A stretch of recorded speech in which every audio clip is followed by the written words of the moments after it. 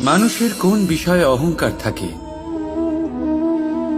সময়, ক্ষমতা, শরীর আর সম্পত্তি।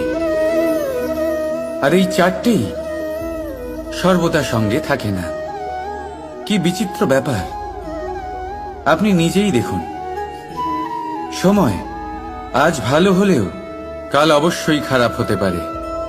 ক্ষমতা আজ আপনার থাকলেও কাল তা নাও থাকতে পারে। এই শরীরটা তো নশ্বরই বটে। যত আপনি বার্ধক্যের দিকে অগ্রসর হবেন, দুর্বল হতে থাকবেন, সৌন্দর্য ক্ষীণ হতে থাকবে।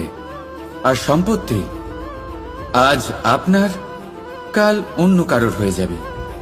আর এই সমস্ত নশ্বর জিনিসে মন কেন্দ্রীভূত করতে করতে ব্যক্তি ভুলে যান সেই বিষয়গুলি যা সর্বদা আপনার সাথে থাকবে, আপনার ঢাল হবে, আপনার সম্বল হয়ে থাকবে।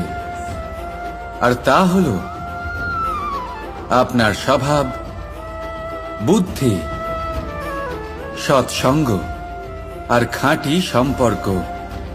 নিজের স্বভাব শীতল রাখুন, কর্মে বুদ্ধির পরিচয় দিন, সর্বদা ভালো মানুষের সাথে সময় কাটান, আর খাঁটি সম্পর্ক সর্বদা পালন করুন